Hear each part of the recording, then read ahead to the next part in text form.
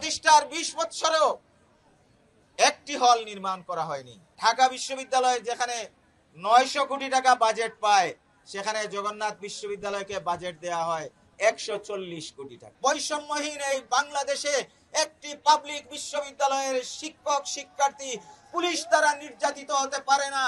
আপনারা সবাই জানেন যে জগন্নাথ বিশ্ববিদ্যালয় বাংলাদেশের একটি প্রসিদ্ধ বিশ্ববিদ্যালয়, পাবলিক বিশ্ববিদ্যালয়। বিশ্ববিদ্যালয়টি প্রতিষ্ঠিত হয়েছে 2005 সালে। 2005 সালে প্রতিষ্ঠিত হলেও বিশ্ববিদ্যালয়টি প্রতিষ্ঠা করেছিলেন তৎকালীন প্রধানমন্ত্রী দেশনেত্রী বেগম খালেদা জিয়া। শুধু এই একটি কারণেই জগন্নাথ বিশ্ববিদ্যালয়ের কপালে খুবই দুর্ভাগ্য জুটিত হয়েছে। আমাদের সাবেক যারা ক্ষমতায় ছিল এই বিশ্ববিদ্যালয়টিকে সমূলে ধ্বংস করে দেওয়ার জন্য যত প্রকারের চক্রান্ত ছিল সবই তারা করেছে।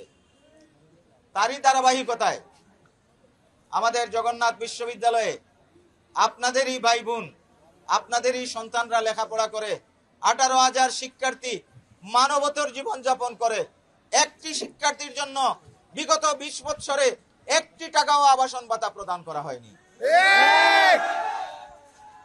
জগন্নাথ বিশ্ববিদ্যালয়ের শিক্ষার্থীদের জন্য প্রতিষ্ঠার 20 বছরেও একটি হল নির্মাণ করা হয়নি।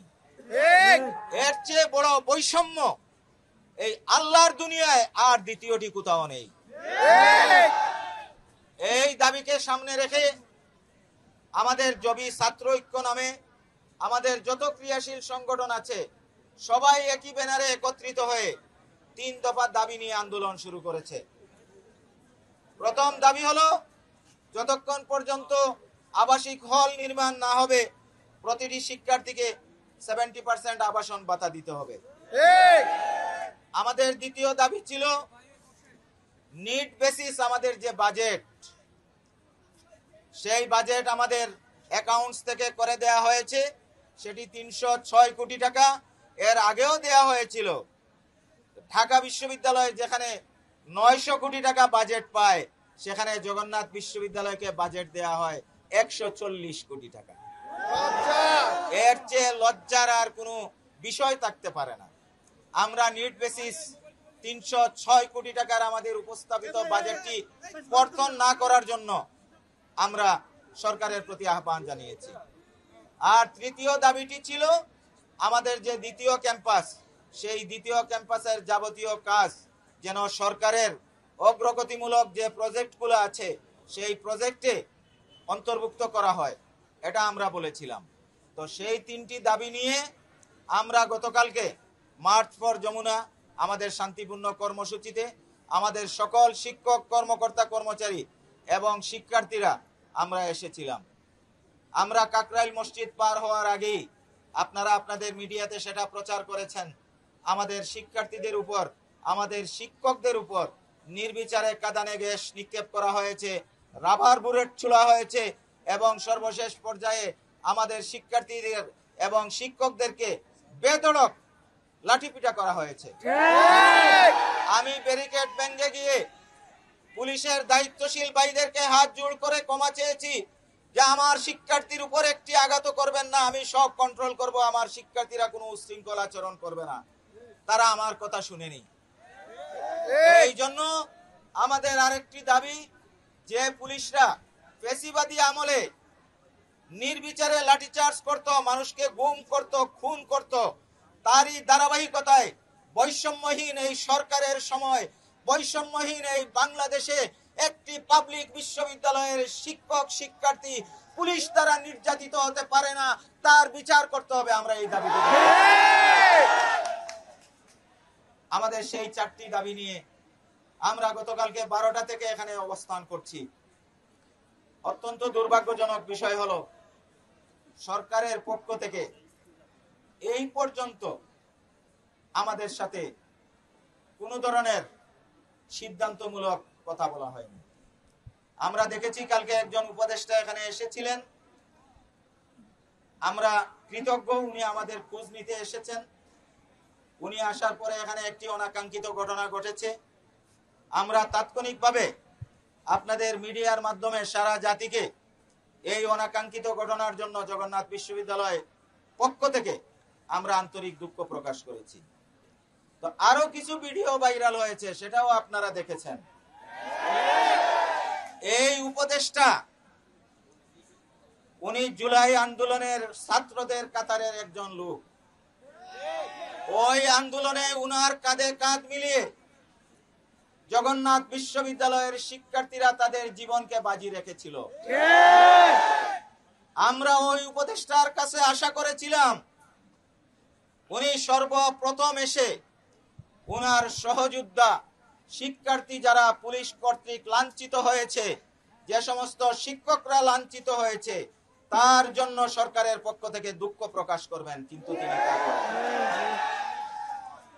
আমরা আরেকটি ভিডিও দেখেছি, উনি পুলিশকে বলেছেন 10 মিনিটের মধ্যে জায়গা ফাঁকা করে দিতে। আরে ভাই উপদেষ্টা, ভাই জুলাই বিপ্লব যদি সফল না হতো তুমি উপদেষ্টা হতে পারতা না। উপদেষ্টা হওয়ার পরে তুমি পুলিশ প্রোটেকশন নিয়ে চলো। এই জন্য তোমার বাপ এখন যদি সেই ফেসিবাদী বাপ হয় রে ভাই, তা আমাদের কি হবে? আমাদের ভাই আমরা নিরীহ লোক, আমাদের কোনো পুলিশ প্রোটেকশন নেই, কোনো আর্মি প্রোটেকশন নেই, বিডিআর প্রোটেকশন নেই, রেপ প্রোটেকশন নেই, তবে আমাদের প্রোটেকশন আছে।